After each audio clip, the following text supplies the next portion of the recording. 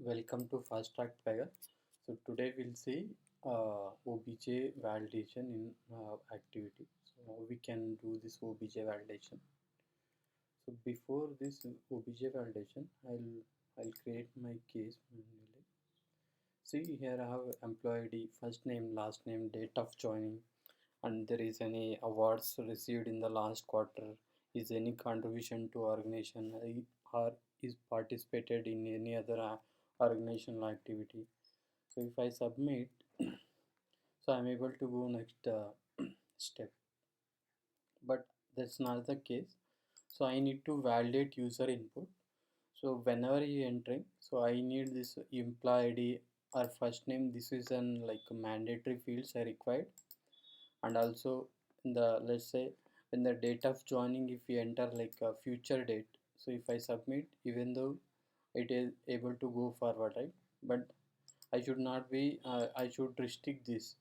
So when user has entered his date of joining as future, so I need to restrict this. And so either all of out of these three, so at least one should be selected. The user has to select at least one award. He has to receive one award in the last quarter, or if he has participated in any activity, anything would be fine. So out of these three, user should select one as a true, and this date of joining would be like it should be fast, it should not be a future date, and employee ID and first name would be, it's a mandatory fields. So let's, how can we achieve, let's go, let's see first. So I'll open up my process, employee track details. This is my flow action. In the action tab, so I write one activity on post processing. So post processing, I'm just writing one activity. So validate EMP, something like that. I'm writing one activity. Okay. In the activity, I'm calling OBJ validate. Okay. So expand here. So there are method parameters for. So validate name. So as of now I don't have any validate rule. I'll create one. Validate EMP details. Okay. I'll just open and create. So here a validate tab. So we have input and pages and classes. So first we'll see like validate. If we expect, so as of our condition, so employee ID first name would be mandatory fields. Let's keep those first. So employee ID. So if you add here, so we have two options: enable conditions and required. If you keep this, so nothing, you need to do it for mandate. Submit. And employee, after employee ID, at least first name should be mandatory. So same thing you repeat. Required key. Okay. Then so as of now these two condition, mandate condition is done. So next what we have, we have date of joining. So date of joining, it should not be a future date, right? Go here. So date of joining. So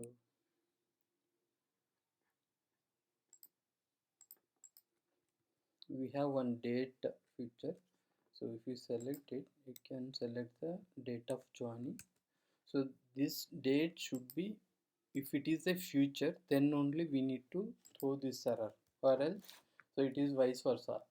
So when he selected first date, no worries, we can continue. If he selected future date, we need to throw an like warning message, right? So date of joining should not be a future date. Okay, I'll keep this message. And there is one more scenario also. If a user without entering the date, so if he continues, then also we need to throw an error. So for that we have first value relations with second value, so keep this under same date of joining.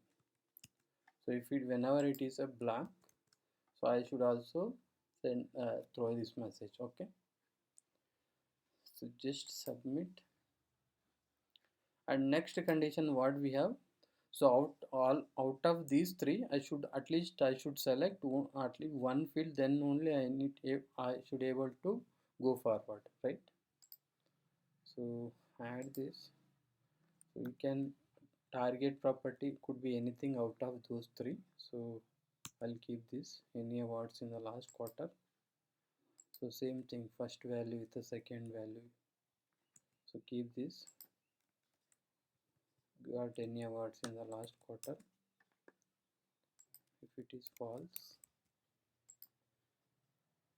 again add here same first value relation with second value. So check with other condition, any contribution to organization, false. Same first value with the second value, keep we are checking with the three input values, right? So this is participated in any other organizational activity, false. So out it should be and it's not an or. Why? Because if these three are false, then only we are throwing error. If not, so if any of one value is selected as a true, so then we should not throw in any warning error like error message, so validation message. So at least one achievement should be selected. Okay, submit, save, go to your activity, obj validation, and then we kept this validation rule, save, done. Then go to your flow action. In the post processing we are calling the activity, so just do save. Okay, now create employee tracker case. So I just without doing any value I just submit. Say I got all the error message. So what are this message? This field may not be a blank. This is mandatory fields. Let's enter these two. EMP0012 something I'll keep. I'll submit. So then we have first name. First name we have Rathan. Okay, something I'll keep. Submit. So these two validation error message went. So even though if it is blank also it is throwing error. So let's select any future date. So if I submit again I should get an like validation message. See, I'm getting validation. So select any fast date, submit. So as of now we have only at least one achievement should be selected. So select any value. If you submit it will go. Okay, so this is how we can use obj validation. So if you have any doubts you can reach out to me. Thanks for watching. Have a nice day.